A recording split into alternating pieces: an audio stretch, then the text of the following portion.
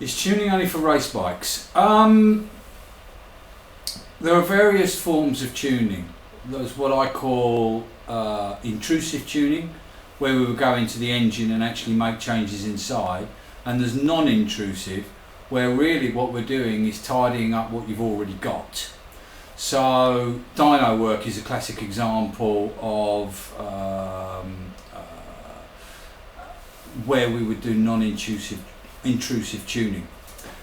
When you get an exhaust pipe change, or you make changes to the downpipes or something like that, you are going to alter the way the bike operates. You're going to alter the fueling of the bike, and it's important that you make sure that the machine is working to the best fueling. 13:1 is the right kind of ratio. If it's running either side of that, you're either going to lose power, you're going to run rich, or you're going to run lean. And the danger is you run lean and you start blowing holes through pistons, which is an expensive thing to do. So non-intrusive tuning effectively means getting a bike onto a dyno and starting to build a custom map for it.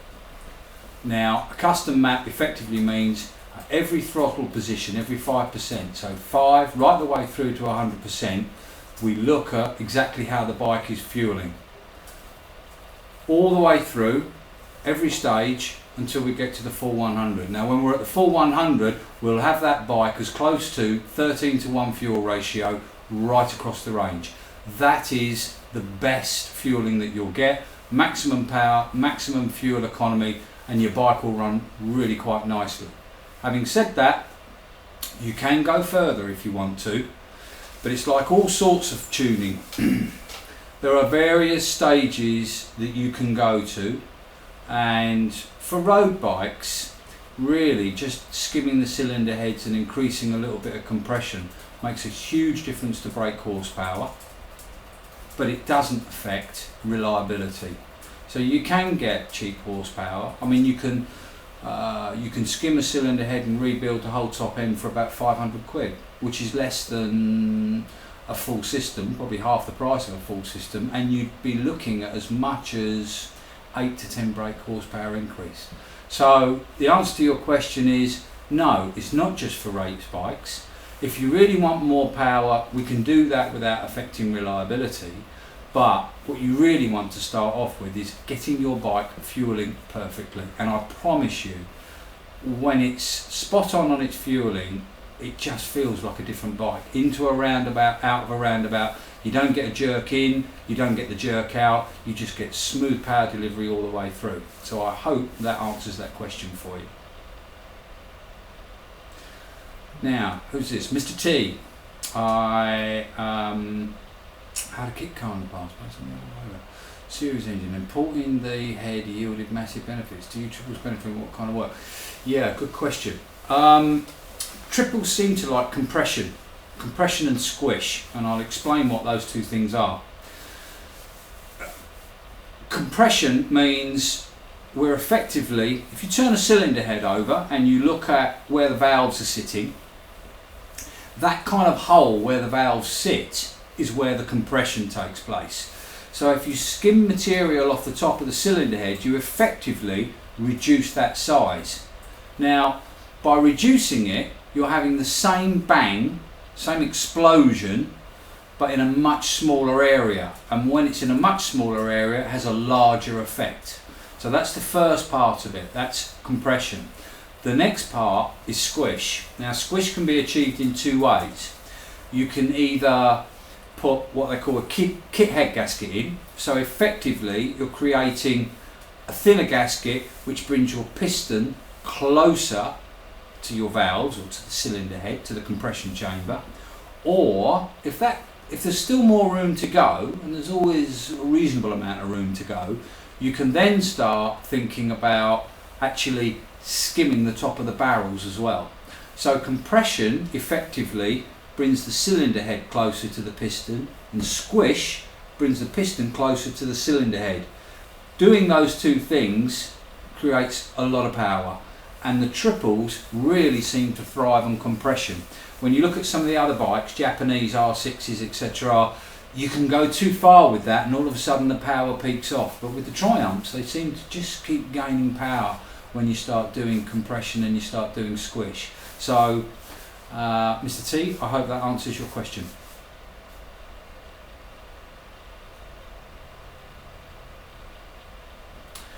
Captain, is the thinner head gasket less reliable? Tony B, is the thinner head gasket less reliable? No, it's not.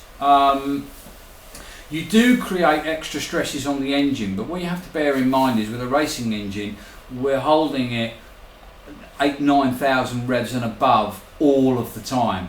You guys out on the road are not going to be stressing your engine in the same sort of way. So as long as you do it sensibly, if you start getting really close squish and compressions, then that can start to get a little bit unreliable. You can have all sorts of effects. But if you make it clear that this is a road bike and not a race bike, then you can have it done so that you get extra power but without affecting your reliability. So Tony, I hope that helps out. Captain, can you do a map for my STR? STR, that's a Honda, isn't it? Street Triple. Oh, Street Triple, is that what that means? Pardon me, sorry everybody, I beg your pardon. I'm not in with the trend, with the trendy one. Can you? Yeah, absolutely. It'll give you more miles per gallon. It will definitely give you more brake horsepower. What we do with the 675s is the first thing we do is remove the cats out of the system because they do affect the flow of gases. Now, bearing in mind, if you want an engine to perform well, you need to get the gases out of it as quickly as is possible. Now, with something like a Street Triple, I would imagine they've got a cat in the system. They might be in the end cans. I'm not 100% sure. Maybe somebody there will know better than I have. So you tell me. But we remove the cats out of them, put them onto the dyno, and we map from 5% to 100% throttle positions.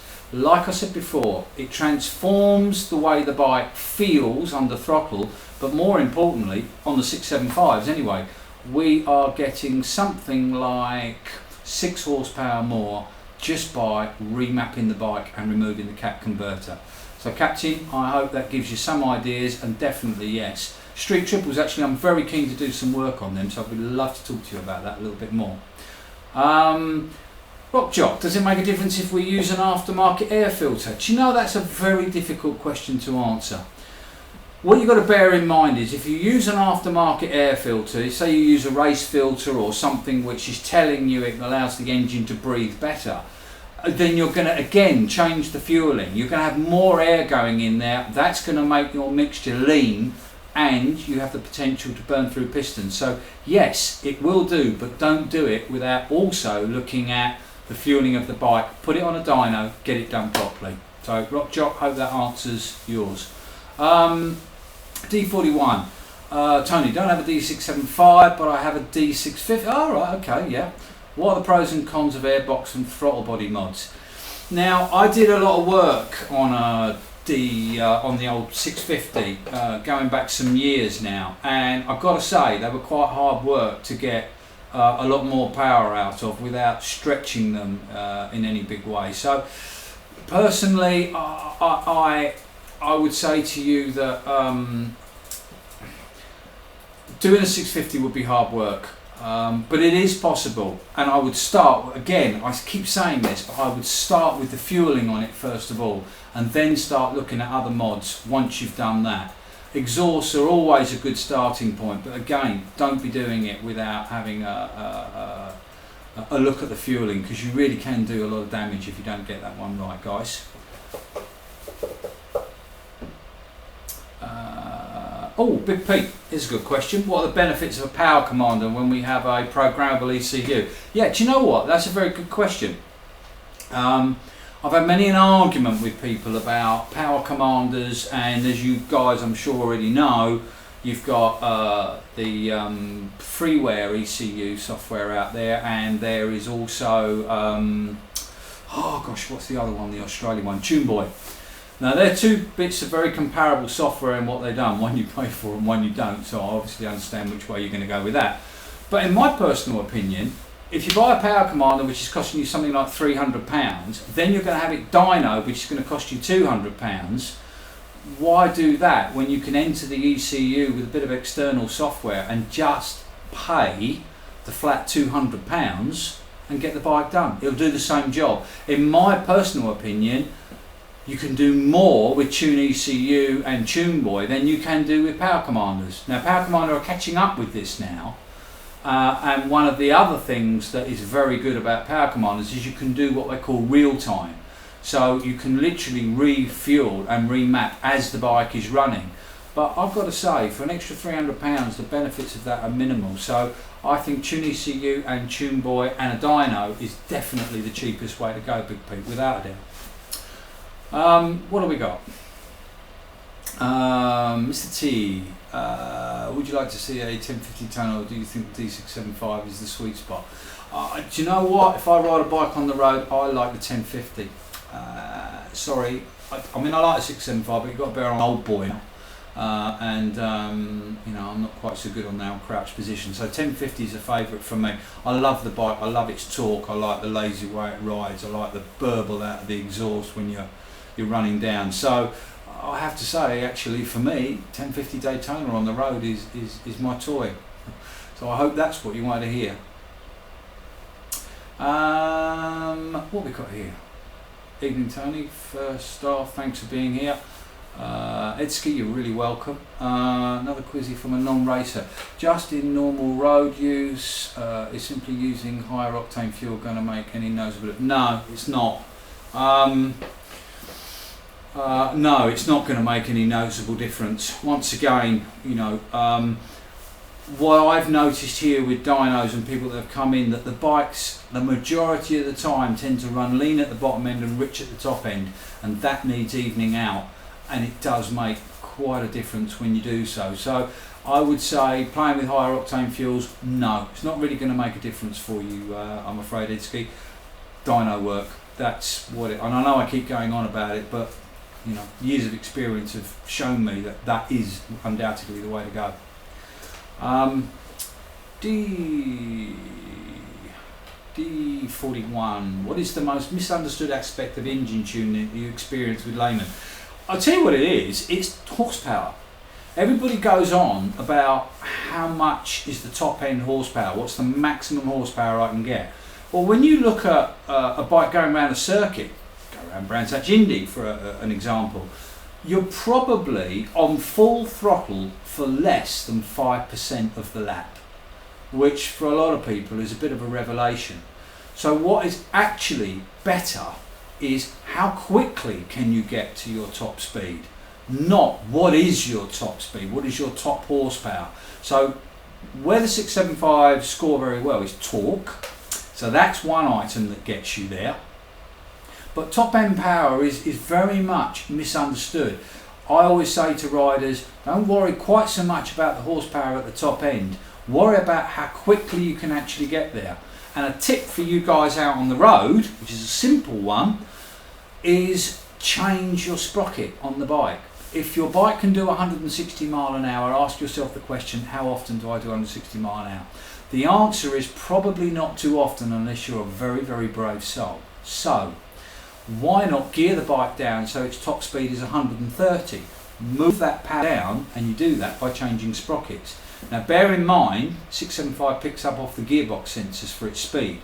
So if you change the rear sprocket, you won't affect that, but it is possible, using software that we got here, to recalibrate it so actually it reads correctly on whatever sprocket you put on. And if you go to a bigger sprocket on the bike, kind of speedway styling, you will go off the lights like greased lightning. Okay, you can only do 130 mile an hour top end, but all that power's come down the bottom here. You can run with 1000cc bikes when you do that. And as like I say, how often do you truly get your bike absolutely flat out? So D41, in my experience, most misunderstood aspect of engine tuning is what is the absolute max horsepower that I can get. That's what everybody talks about, and really it's not about that, it's about torque and power, usable power from 9,000 RPM onwards. How quickly can I get to the top end? So I hope that answers your question for you.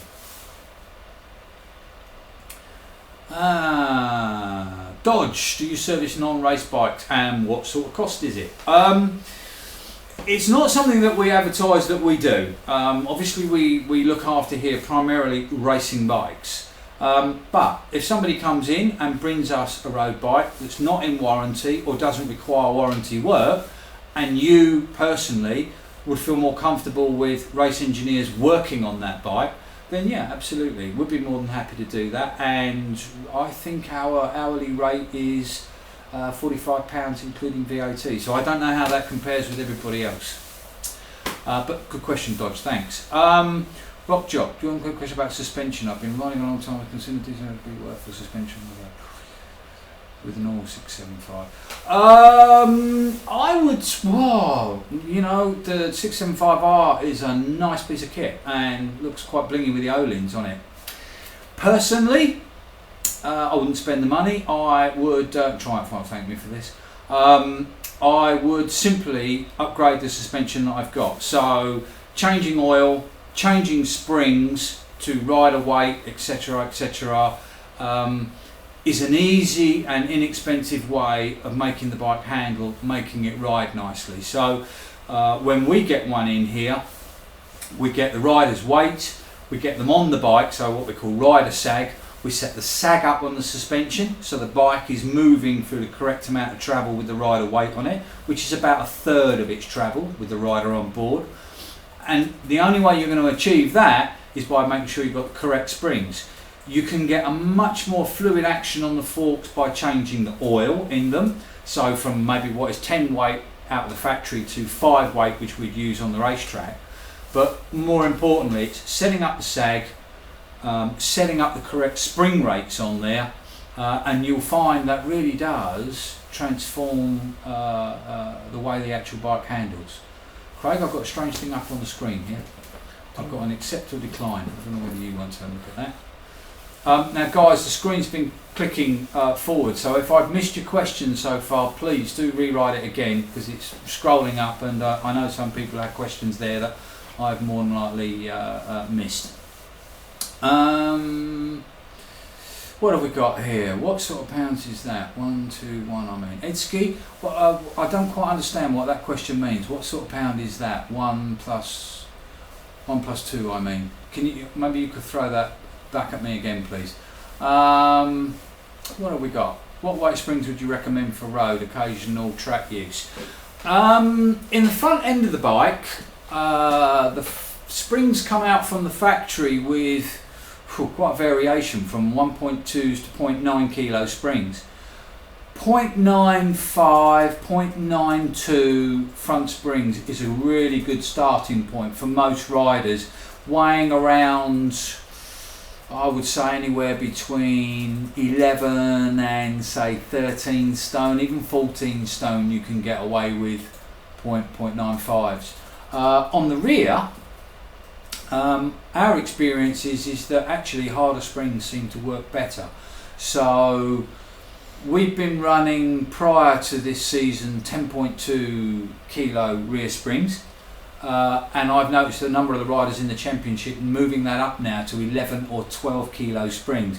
Bearing in mind these boys are probably weighing 10 stone plus their riding kit, so around 11 stone. So 0.9, 0.95s in the front depending on your weight, and on the rear anything from around 10.2 to 12 kilo springs is a fairly good starting point. The rest I think you'll find an adjustment, but once again we come back to what I talked about earlier.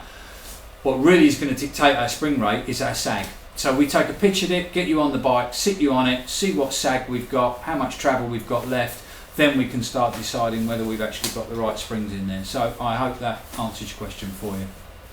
How much would that cost me through? Rockjock, how much would what cost you through me? Sorry mate, I've got so many questions here, I can't remember what your first one was. So throw that at me again, just remind me. D41, I'm about to crack open a beer. What should I go for? Heineken or Harp? Neither. Hogarden. Wheat beer. Captain, TTC, is it good value for riders? TTC, is it good value for...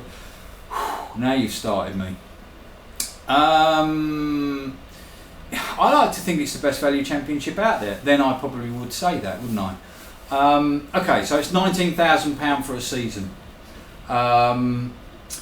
What you've got to look at is you can go super stocks. Well, super sport ride now is around £65,000. A super stock ride is anywhere between 20, 30, even up as far as 35, depending on the team that you're working for, or working with, I should say. So, 19,000 to get. I mean, if you look at Luke Jones last year in the championship, he was posting faster times than the front runner of British Superstock. So that's got to tell you, the boy knows how to set his bike up, knows how to ride it well, and when he does, he really, really did go well on it. So it gives you a brilliant opportunity to showcase yourself. You've got live TV, you have got a big presence in the paddock. I mean, you go in there as a rider on your own, and you're going to be somewhere in the paddock, but you're not going to be out there and be seen by people that are walking by. So the series with its big awning and presentation area, that gives you a real good place to present yourself. It gives you a place to entertain your sponsors. As I say, you've got the live TV side. You've got a race bike that at the end of the year is still worth £6,000 to you, and within that figure we talked about, the early figure of 19, you've got all your entry fees. You've got an absolutely fully kitted race bike, and I do mean fully kitted, 60mm systems, spare wheels, all the sprockets, all the engine covers, the whole shish bang caboodle, and more importantly, at the end of it, you've got an opportunity for a factory ride. You could go and win British Superstock tomorrow. No one's gonna, I suspect, no one is gonna come up and offer you a free ride the next year. So, is it good value? Yeah, I think it's brilliant value. All the stuff that Triumph do, all the courses they run for the riders in the year, fitness tests, how to talk to camera, suspension, geometry, track time at British Superbikes, the presentation, the TV, the sponsor hospitality packages there, and a really cracking bike and a good series. Yeah, absolutely. I think it's superb value for money. Thank you for that question. Rock job, the suspension setup, Tony. It depends on what needs doing. I mean, springs on average £65 for the front set and around the same for the rear spring. Not a great deal for oil, and probably about 150 quid to strip it all down, put it all back together again, and get your rider set up. So if you budget 200, 250 for that, I think you'd be about in the right place, Rock Jock. We won't be far out there. D41, who's a puff? What do we got? I can't hear worth a damn, but that's no different to usual. Anyone's going to drink my way. Okay, burned off. My 16-year-old nephew here, interested in race engineering, doing engineering at college, massive bike fan, was asking if you do work experience. Yes, we do. Had a number of youngsters come in here for work experience. In fact, I've got one in here now who just started today. So if you want to give Diane, my secretary, a ring, have a chat with her. We'd be more than happy for her to come down, spend a couple of days with us and see what it is that we do. So, yep, you're welcome. D41, running a GPR steering damper on my Valmoto D650. Nice. Currently set at 4, still a touch of waggle. How much higher? That's a difficult question to answer because steering dampers are a personalised thing. Depends how hard you go on it. But hey, I think they go up to about 20, don't they, on the GPR damper? Correct me if I'm wrong. We would normally run at about 10 to 12, something like that. Quite a stiff front end on the bike, but you don't want to get it too stiff, otherwise any waggle that you do get on the front end is going to be transmitted right the way down the bike. So it's a delicate balance, but yeah, I would try 10, something like that. I think that would be a fairly good starting point for you. Big P, how about work experience for us slightly older lads, like the coffin dodgers like myself, who might fancy a career change? I don't know. Yeah, by all means, come down, show us what you're made of. We'll more than happily show you around and see what you know. So that's yeah, we can do that for you. Rock Jock, is it really worth putting a quick shifter on for road use, Tony? Personally, no, I don't. I tend not to use my clutch on the way up through the gearbox on the road anyway. Quick shifter is a good thing on a racetrack. I don't think it's particularly necessary on the road, but hey, if you've got 675R and it's already on there, I'm sure you'll have a whole load of fun using it. But no, I think you can invest your money into a lot wiser things than maybe something like a quick shifter. But you know, it's whatever takes your fancy. Tony B. I'm looking at coming back to a Daytona 675 from a 99 R1. Good boy. I'll be interested in having some engine work done. Can I come to T3 and look to? Of course, you're welcome to do so. I mean, as you all know, Triumphs and particularly Daytona 675s, what we've done with the Thruxton 904s, we know our way around Triumphs pretty well.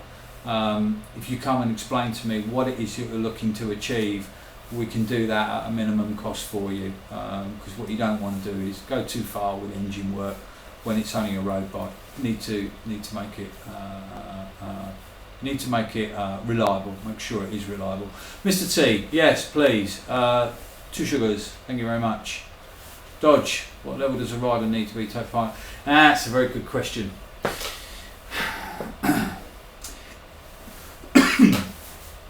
It depends. You know, it's a very hard question to answer. There are a lot of different people in the TTC. There are the youngsters that are chasing a career in racing. There are some of the older guys, Richard Stedman, Dale and Ricky and people like that, who come into the championship because they know they're not going to win it, but they love being at British Superbikes, they love the presentation and the fact that they can look after their sponsors.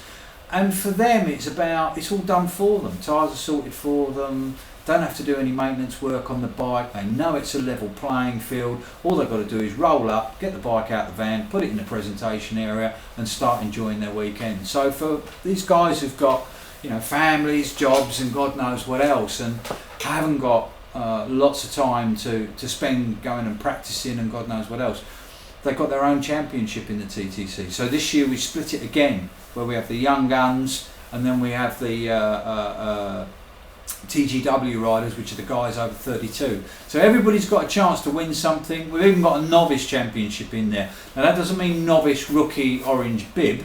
That means novice to the championship.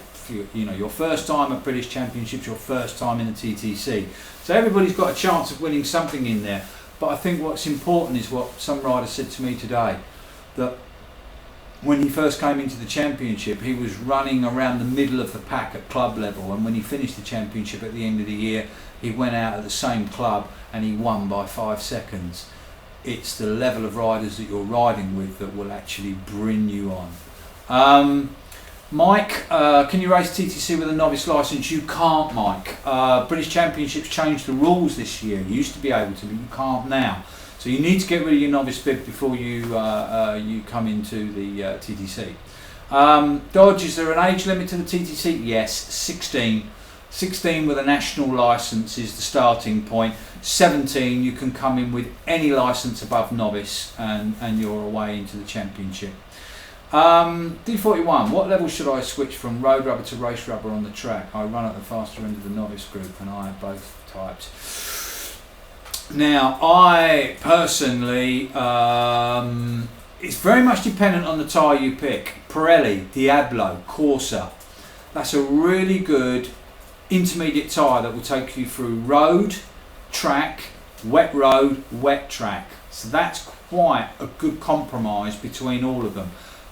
I would have said once you start getting past the middle of the medium group, the intermediates as they call it, then I think that it's time you maybe start thinking about proper race rubber, but also be absolutely sure that you are getting your tyre pressures right as well, because it makes a huge difference. Right, who we got? What have we got now? If your question is always run on Pirelli. Okay, yeah. Is your Italian?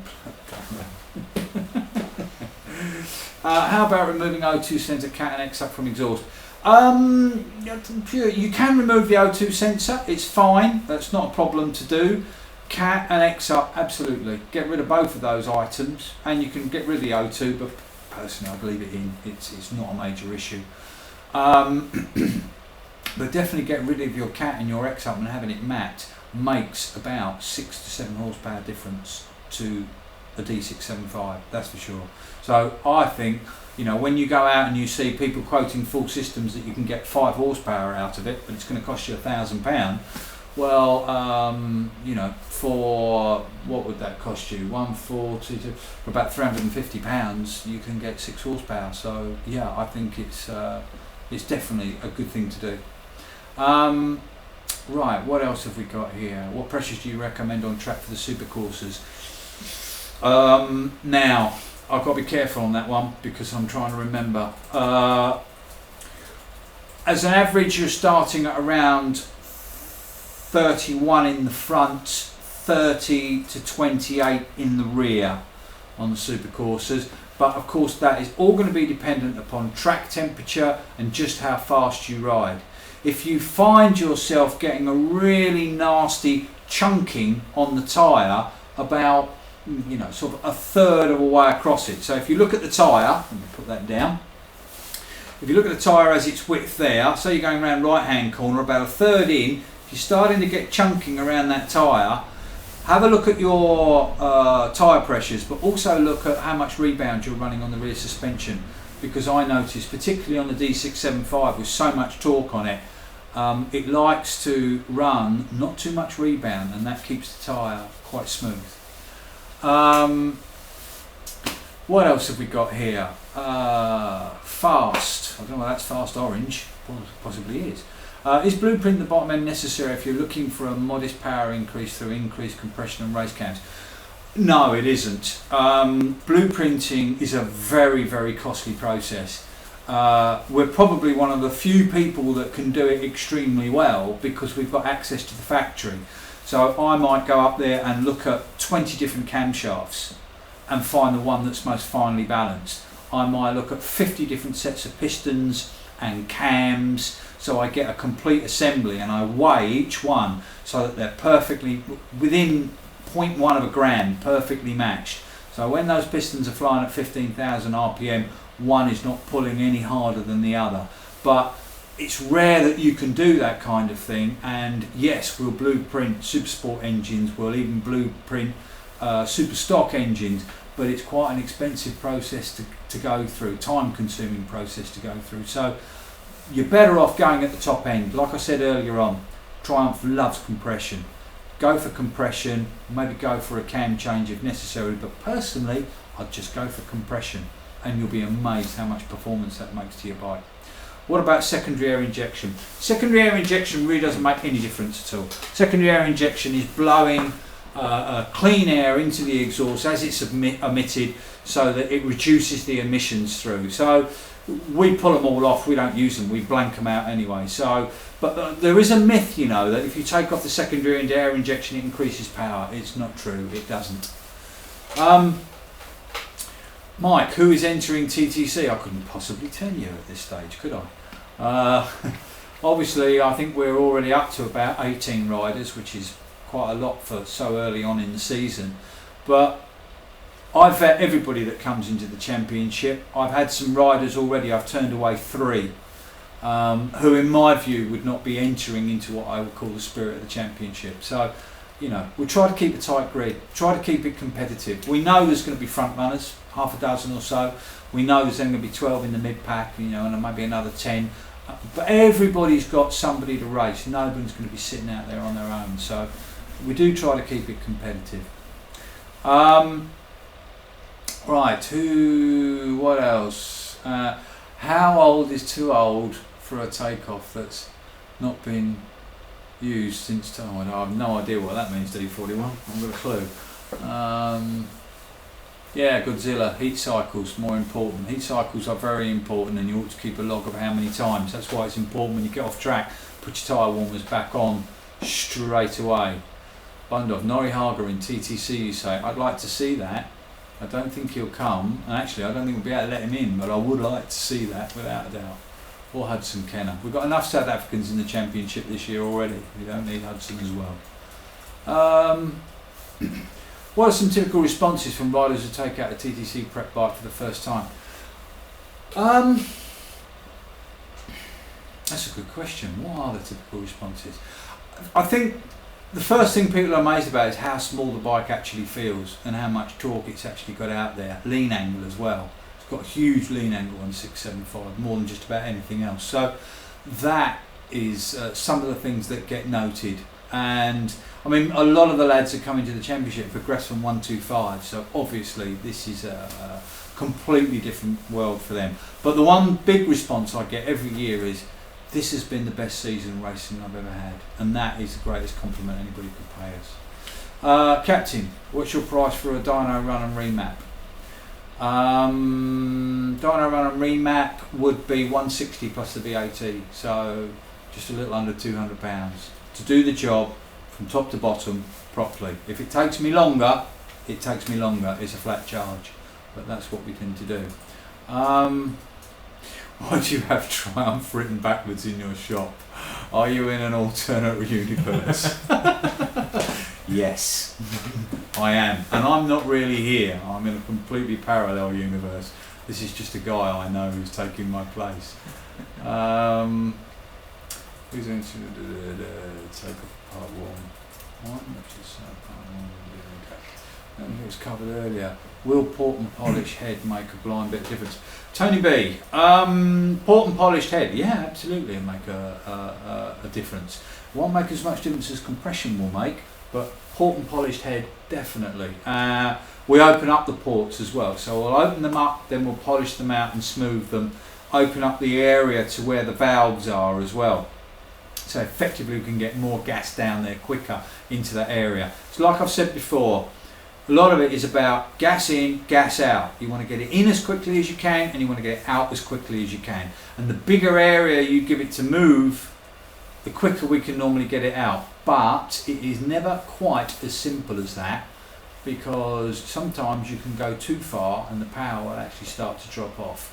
Craig, there's another accepting on the screen. All right. And it's just catching the questions out. Sorry everybody.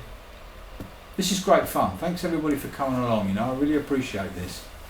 To take the baffle out, does it require any change to the map? Oh, that's you. It's me. To take the baffle out, does it require any change to the map? Baffle out of what? Out of the exhaust. And got a baffle in it. The standard aero can has. Oh, has it? Yeah. Oh no, not. Oh, okay.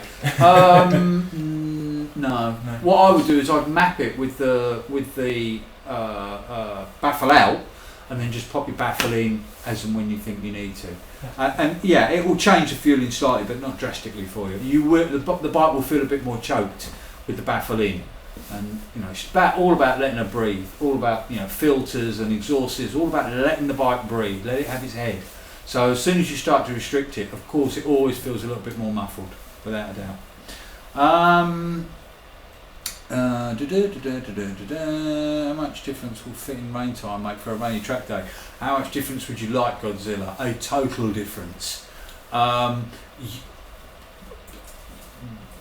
haven't had much experience on the Pirellis. I've had a lot more experience on the Michelin wets, and Jesus, it's like riding in the dry. Nigh on. I mean, you have to be smooth, of course, but it makes a massive difference. How many times do you go around a corner in the pouring rain and still drag your knee on the floor? Not very often. That's how much rain tyres make a difference for on a rainy day. So without a doubt, I would definitely fit them. If you've got a spare set of wheels, going on a track day, fit them without a doubt. Don't use them on the road because they're illegal. Okay, Captain, running a normal road bike with OE chain, it's had 5,000 miles. Should I go for 520 or 525? If it's a road bike, Captain, I'd leave it at 525, because otherwise you've got to change sprockets as well, and the whole thing starts to get a lot more expensive. And if you do go and do the odd track day and want to take some sprockets with you, then you've got to buy more. We do a whole range of sprockets from, I think it's 49 right down to 43 and 17 to 14 on the front, all in 525 spec. So I would say, do you know what? Stick to that. It's I don't think it's a big deal to change. Tony, did you know Tony Pearson? No, I didn't, and I don't want to. Hi Tony, it's Tom. How many people have signed up for the TTC this year, and is my bike done yet? Actually, Tom, it's right here, over here on my right hand side. In fact, Craig's going to even let you have a little look at it. There she is, she's done. Engine's in, sorted. I don't know whether, yeah, you need to move the whole thing, don't you? There you go, Tom, there's your bike. All sorted. You can come and get her tomorrow if you want to. Now, stop harassing me, Waldy. Go away. Yeah, I just said that about a couple of minutes ago. We've got about 18 on the grid so far, and for this time of year, I'm really pleased with that. That's really going well. I don't drag my knee in the dry. Wow. So we need to get that one sorted out, and then you can do exactly the same in the wet. But don't use the sprocket wear together. Yeah, sprockets do wear together. Yeah, without a doubt. And really, you should change the pair. I mean, you know, when you do ideally, if you do a chain change, you also ought to do a sprocket change at exactly the same time. But I don't see the point, not really, in going to a 520. They're a little bit more expensive, and for what you're going to gain on the road, I just don't think you'd really notice it, in fairness. After Donington last season, how long to take to pick up the... Oh, bless, Ashley Beach. That was the most horrendous. No, nothing was salvageable from that bike at all. It ripped the back of the engine out. The forks were completely gone. Chassis was completely gone. Everything was completely gone. We literally dumped the whole lot in the bin and had to start again. And I feel so much for Ashley. Such a nice guy. And the worst part, I think, for him was he'd pretty much done exactly the same thing only 2 weeks before at Cadwell Park. So he had a really torrid season, bless his cotton socks, and he was a great rider. I was sorry to see his season go that way. It was a real shame for him. Right, yeah, D40. That bike was proper, or FUBAR, as they say. It was pretty bad. Mr. T, have I seen or had any input into the 2013 Daytona? No, I haven't. I'd love to say I have, but I haven't. But I'm hoping to be able to see one, possibly marginally, before you guys do, so we can start preparing engines for racing. So yeah, I'm know little bits and pieces, or I think I know little bits and pieces, but I'm really looking forward to it. I think it's going to be a really exciting bike, road bike and race bike. From my point of view, you know, I think it's going to be an absolute killer in Supersport when it arrives. I would watch this space, ladies and gentlemen, definitely. Yeah, swaths. Yeah, I was gutted for Ashley Beach too. Yeah, that was top. That was really bad. Is Frankie doing the young guns and working with you guys? Well, actually, Frankie's taking his son racing this year, Kevin. They're going to be doing something on a Honda 600 this year out in Italy. So yes, he's going to be coming over and paying us a visit, and he's going to be doing a bit with some of the guys in the classrooms. So I like having Frankie around. He is such a professional, and when we were at Brands Hatch last year, he was standing watching the 125 race, and he wrote down who he figured would be first, second and third in the race before the race had even started. This was just in practice, and he was bang on. And funny enough, the guy who won it was in third, and he still managed to pick the others to the post on the last one. And yeah, he's an amazingly clever man and a really, really nice guy, as Dodge, your young lady Sam, would know after dinner with him. Big Pete, would you do Postal Decal next episode? Yes, we've already got the pipes already decated and done here. So all you've got to do is send us your old one in, and we'll send you another one out. Get it all fitted up, get your bike all sorted, bring it down here, get it on the dyno, get it mapped. I promise you, you'll be absolutely amazed at what a difference it makes. So what else have we got? Track suspension setup versus track setup. Is there a realistic compromise? I assume you mean D41. I assume you mean between road and track. Yeah, there's definitely. You see, the thing is, what you have to bear in mind is that the suspension that you get on your bikes from the factory has got a limited amount of adjustment in it. They have to do that because If you started winding the rebound all the way in and it truly allowed you to lock the front suspension, you'd crash. The suspension would go down and then bang, it would literally, you'd have nothing left and you'd lose the front end of the bike. So they can't make it as fully adjustable as what the boys use in the championship. So by putting different cartridge kits in the front of the suspension, you suddenly get a range of adjustment you've never had before, and that's when you can get a really nice compromise between something for the road and something for the track. And yeah, I know it's adding money to it, but you know, I think suspension is such a great place to spend money. I really, really do. And proof of the pudding, again, I refer to Luke Jones this year. You know, he's running a stock engine, the same as what you've got in your bike, and yet he was still able to beat the guys who are running in super stock with tuned engines. And how did he do that? He got the bike set up perfectly. So I think that's a really good thing to spend your money on. Suspension almost before you spend it on anything else. How much more power do you get from the TTC bike compared to road? Is it more gain from weight saving? No, it's not at all. We are getting 122 to 123 brake horsepower at the back wheel out of these bikes without modifying the engines at all. But we did spend a lot of time developing the map for those bikes, and that's a map, actually, if you brought your 675 in here and we had a system on it, whether it be a DCAT standard system or a 60mm bore like we use in racing, that would be the map we'd first put into your bike, and then we would tweak it from that area there. So I'm really pleased with the horsepower. In fact, a lot of the riders came back to me this year and said they couldn't believe how quick the TTC bikes were this year. So yeah, it works extremely well, very much. What sort of costs are we talking for that? Big Pete, sorry mate, what sort of cost are we talking for that? What was that? Can you just retype that for me and I'll answer that for you when it comes up? What we've got, air filters, what's best to run and for what reasons, especially if you fit a full system, dedicated, X-up removed and a slip-on. I've tried a whole number of air filters down here and I've had mixed results. I haven't always got as much as I've wanted. Now, some people have still said to me there are good air filters out there. I'm yet to see one, if I'm brutally honest with you. We run stockers in the series and they work perfectly well. So don't get too caught up with this stuff and spending your money, because it doesn't always make the differences that you'd hope for. So you know, we're getting 123 horsepower out of these things with stock air filters in it, and I'm not convinced we would get much more, if anything more, with an aftermarket air filter. Having said that, when you start getting up to super sport bikes where the revs are being pushed much higher than standard, that she needs more air in, and that's when you probably go for something. The Piper Cross filters or the K&Ns have always got an extremely good reputation, but you want a race air filter for maximum breathability on that one. So Yikesy, I hope that answers some of your questions there. D41, on a limited budget, is it better to go for improvement at the front or the rear first?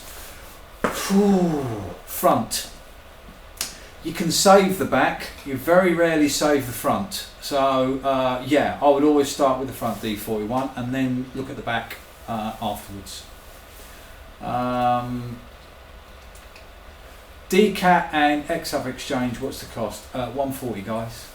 I know that's a little bit on the costly side and I do apologise for that, but they seem to be fairly expensive things to do and I haven't found anybody to do them any cheaper for me, and the guys up the road, and I get them done real quick. So yeah, 140 is the DCAT and 200 for the dyno mapping afterwards, and that's a personalised map to your bike, and no two bikes are the same, so don't ever get misconstrued that you can just swap one from the other.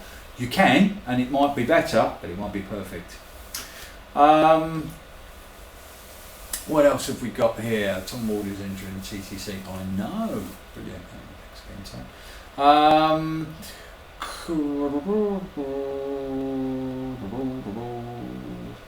What have we got here? Is it worth fitting a lightweight generator and or race battery? In mind the cost. That's a good question.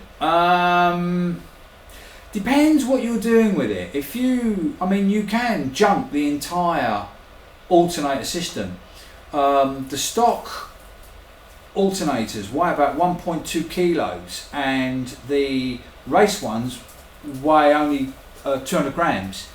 So absolutely, it makes a difference on pickup. When you open the throttle, you will feel that difference. But you can actually junk the whole race generator and run, say, a 20-minute session on your battery.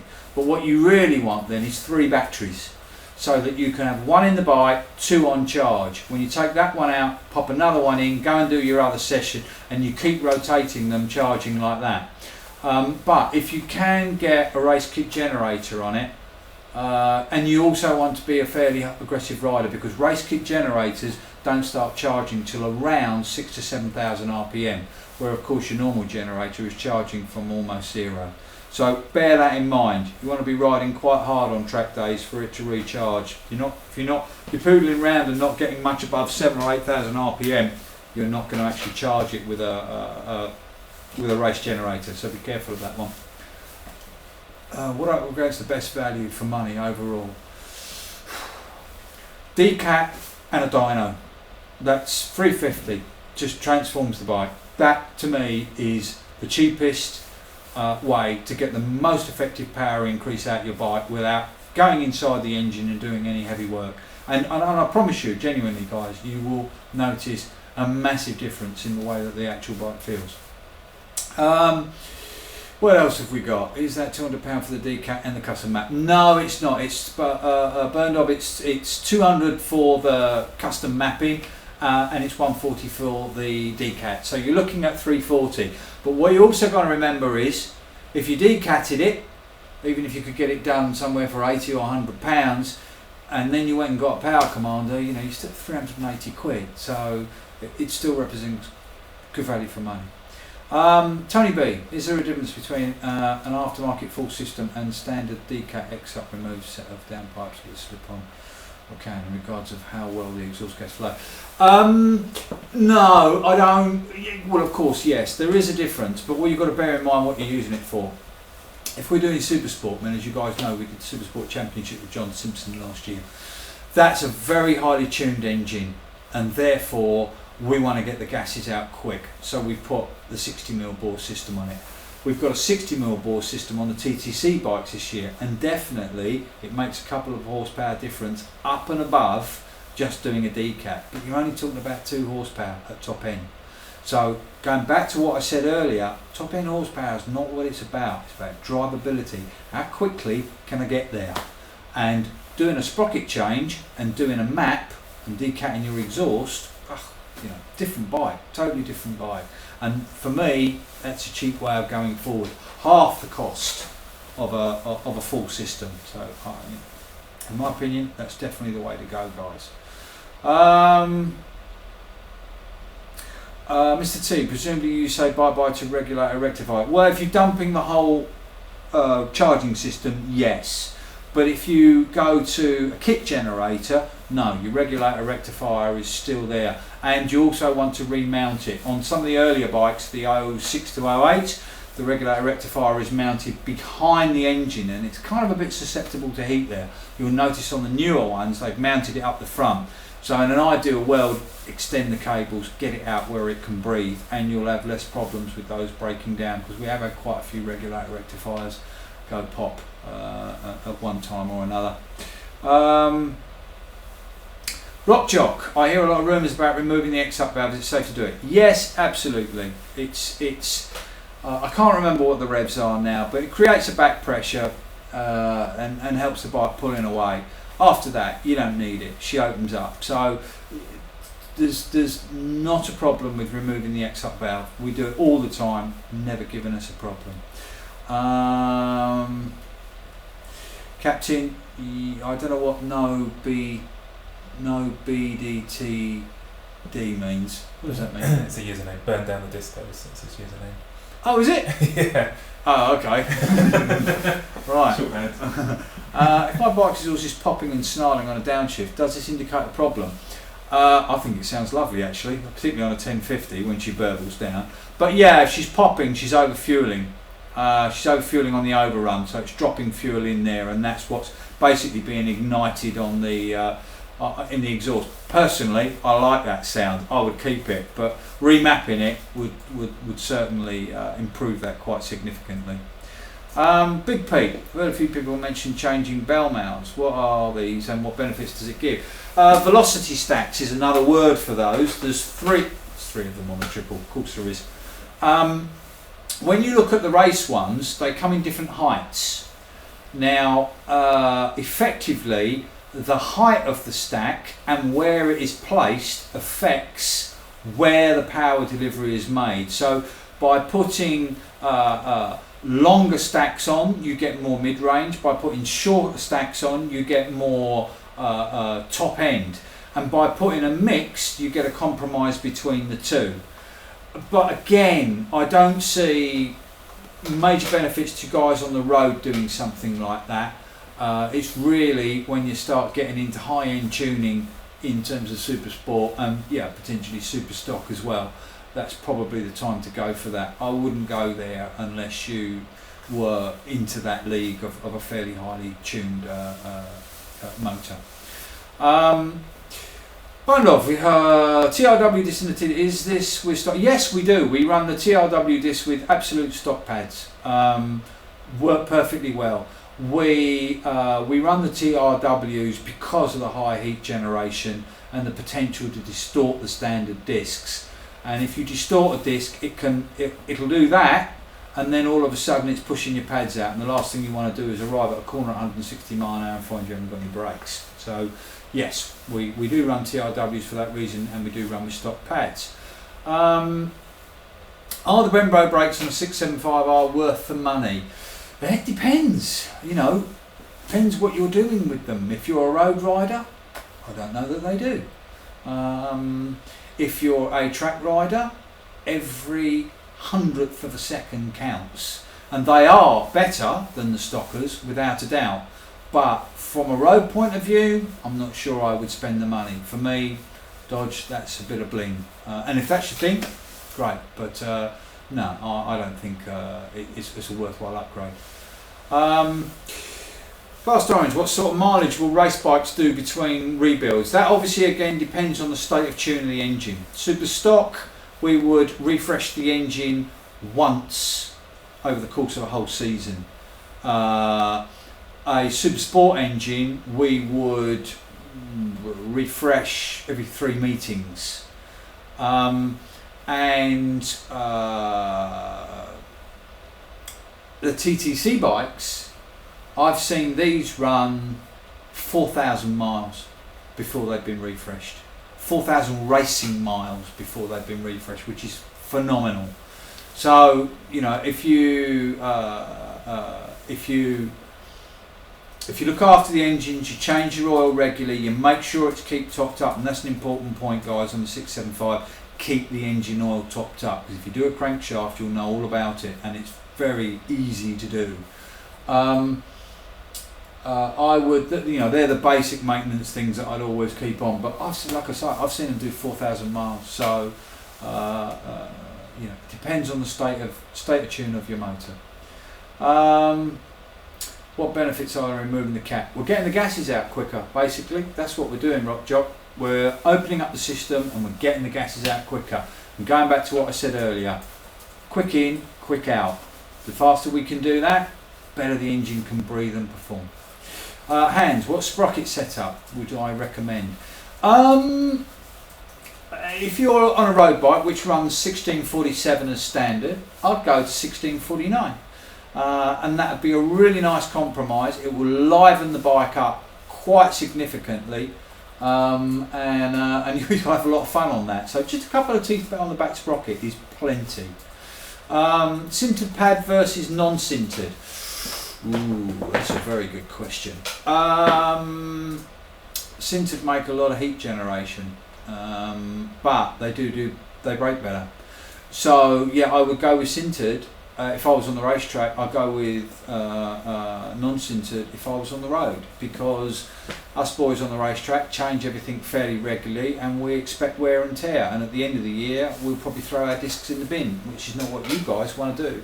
So I would only use really sintered for racetrack stuff, but of course It's whatever you feel more comfortable with. Go out there, ride your bike, and see what you like. See what you feel comfortable with, and that's what you should go with. Captain, should I change my brake fluid as a cheap upgrade for more stopping power? You should change your brake fluid every year anyway, because it becomes aerated. There'll be tiny bubbles of air in there, and definitely it will affect the bike over the course of time, and I've seen some people leave it until the stuff goes black. Personally, I would definitely change my brake fluid at least once a year, both front and rear. So that should help things out. And 9 o'clock. So You can overrun if you like, or you can end the session. who wants me to overrun? Another 15 minutes. Godzilla does. Okay, I'll see if I can just get a couple of. No, go home, dude. Cheers, Captain. Some of the questions have really scrolled up fast now. The newer D675s have a higher engine oil level. Should I feel the same level as on my the newer D? Yeah, they do. No, actually, what we tend to do with the older bikes is we slightly overfill them to keep the crankcase pressure up. So, I probably shouldn't be saying this on air, but yes, on the old 0608 bikes, we go above the marker. But as you quite rightly point out, the new ones, they've made the stick. They've changed the levels. So, you can always keep them topped up on the late 08s, the black engine bikes, low 08 to current. You're okay. Keep it to the top of the level. On the old ones, 06 to 08s, which are the silver engine ones with the brown covers, those ones we slightly overfill them by about 200 cc's, and we find that works quite well. What else have we got here? We've got aftermarket levers, yes or no? Oh, it's a preference thing. Yeah, I like them because I've got short fingers, so I prefer an adjustable lever so that I can gauge exactly what's going on with my fingertips. That's how I like it. But of course, it's a preference thing. What type of brake fluid is best?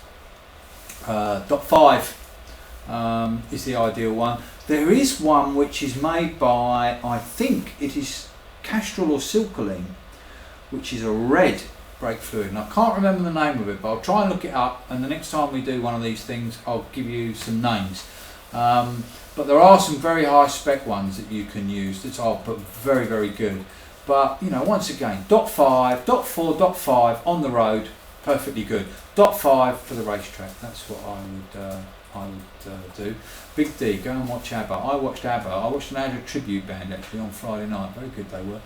Dodge, the special Thruxtons. Do you plan to do any more specials? Maybe a different bike? Yeah, I've been thinking about it. It's the 904S is a tough act to follow. It's really been very popular. They've been selling at 17 to 20,000 pounds each. So it's going to be a tough bike to follow. But yes, I've got some ideas, and what I'd really like to do is a Moto 2 road bike. So if anyone wants to give that one a vote, Moto 2 road bike, let me know, and maybe it's something that we'll build in the not too distant future. MO2, I've noticed a decent drop in engine temperature since switching to water wetter and distilled water. Is this typical? D41, I'm not sure if I can answer that question for you. Craig, I don't know if you could make a note of that one. Yeah. I will find out for you, and I will come back and I'll answer that question for you. Right. What have we got? Dodgers lost the video and the sound. What's it say? Carbon build-up on back of valves. Okay to use Redex, etc. Yeah, it doesn't do you any harm. Yeah. Happy SV doesn't really do you any harm. You can give that. Anything like that that will clean through the motor is a good thing. Is a good thing. Is it a good idea to fill a little over top level? Hans, I assume you're talking about the oil. And as I said, don't fill it up above the top level on the black engine bikes. But yes, you can fill it up about 200cc more on the silver engine bikes. What else? Well, I think we're at the end now, aren't we? Yeah, I think we're about the end. Guys, thank you ever so much. I really appreciate your support by coming along and asking all these questions and making it a really good session. We were both worried that nobody was going to turn up. So thank you ever so much. If any of you have got other questions you want to ask me, by all means, please do give me a ring. But I think we're going to do this again in a month's time, and we'll see you all again. Cheers, guys. Thanks very much.